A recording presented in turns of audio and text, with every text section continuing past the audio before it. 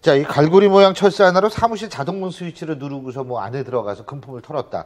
이 사건을 조사한 데가 바로 수서경찰서입니다. 예, 우리 박희종 팀장님의 고향 친정이시죠. 예. 어떻게 된 사건인지 말씀해 주시죠. 서울 수서경찰서 강력 4팀 그래서 이제 이 사건을 했는데요. 원래 1월 5일경부터 관내 전철역 일대 16층 이하 빌딩에서 점심시간을 이용해서 계속해서 30만 원, 40만 원 이런 또 금품이 없어지는 겁니다. 그런데 대부분 이 셀러리맨들이 근무하는 빌딩의 점심시간 때 모두 유리 자동문이 있고 유리가 투명한 문을 걸고서 나가는데 갔다 와서 보니까 지갑이라든가 기중품이 없어지거든요. 그런데 문제는 본인들 사무실 내에 있는 사람들끼리 서로 의심을 하게 됩니다. 자, 누가 마지막에 나갔느냐?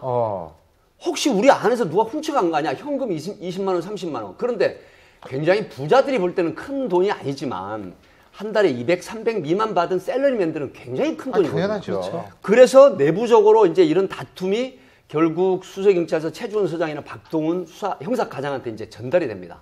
그래서 야, 이거 상당히 심각하다. 그래서 이제 수사회의를 합니다. 최주원 서장, 박동훈 과장, 박종기 강력 4팀장이 모여서 다른 사건 수사하더라도 이런 민생, 치안, 약자를 괴롭히는 범죄를 척결해보자라고 해서 25일 동안 치밀한 추적을 합니다. 그래서 CCTV 역삼역 주변에다가 전철역 주변에 16층 이하 빌딩을 서치를 합니다. 이렇게 돼서 25일 동안 엄청난 고생을 하는데 결국은 동선 추적하고 굉장한 치밀한 수사를 하다가 바로 범인을 현장에서 범행을 하고 나온 범인을 인근 빌딩에 들어가는 걸 맞닥뜨려서 현장에 체포를 하는데 체포할 때 보니까 오른쪽 소매에 갈고리가 있던 겁니다. 바로 이게 뭐냐면 투명한 유리 안에 그걸 문틈으로 넣어가지고 구부린 철사를 누르게 되면 안쪽에서만 누르면서 열어지는 문이 자동으로 열리는 겁니다. 이때 들어가서 직원들, 회사원들의 기중품이나 현금 이런 걸 훔쳐나가는데 불과 3, 4분밖에 안 걸리는 거거든요. 그리고 굉장히 신출기몰한 범죄를 합니다. 그렇게 돼서 결국은 진화하는 범죄에 의해서 형사들이 또 진화한 수법으로 특수기법 수사를 발휘해서 결국은 현장에서 체포를 하는 이런 실적을 올린 겁니다. 전과 20범이라고요? 네. 같은 동종전과만 10범이고 다른 전과까지 20범인데 이 방법을 어디서 배웠느냐? 바로 성동구치소 있을 때 한방 동기가 전수한 이런 사건을 가지고 신출기몰한 범죄를 했는데 문제는 지금 서울 종로, 서대문, 마포 서울 시내 약 4, 50회 방문한 그 흔적이 나오기 때문에 본인이 다른 데서 분실하거나 도난당한 생각을 못하고 신고를 못한 사람이 굉장히 많을 거로 보기 때문에 특히 수서경찰서 팀에서는 이런 사무실에서 도난당한 걸 좀 연락을 해달라. 그리고 지금 여죄 수사를 계속 하겠다라고 하는 그런. 이 사람이 소액으로만 가져간 것 같거든요. 그냥 잃어버리겠구나 생각하고 많은 사람들이 그런 피해자들이 많을 것 같아요. 그러니까 지금 말씀처럼 다른 데도 조금 그런 어떻게 뭐 절도 사실이 있다든지 잃어버렸다면 신고를 좀 해줘야 될 거라고 생각이 좀 듭니다.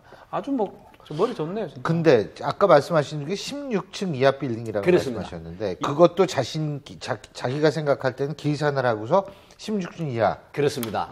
범행은 3, 4분 내로 하는데 특히 전철 주변에 전철이나 버스나 택시를 이용합니다. 그리고 16층 이하면 자기가 계산합니다. 만약에 출동을 했을 때 도주를 하면 못 잡을 것이라는 계산해서 16층 이상은 안 가고 16층 아래 빌딩 사무실만 다니면서 훔치는 거죠. 그리고 이 소위 말하면 승용차를 이용해서 2, 3일 이상 안 탑니다. 렌터카를 차용을 해가지고. 그리고 대중교통을 이용하고. 그러니까 형사들이 추적이 안 되는 것이죠.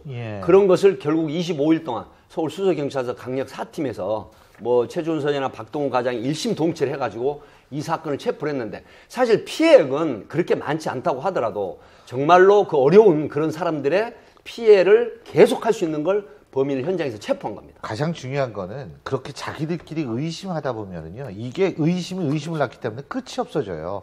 그래서 이번 어쨌든 범인이 잡혔기 때문에 좀 이 금이간 동료들 사이에 있어서 의심하고 이런 것들이 좀 잘 봉합됐으면 좋겠습니다.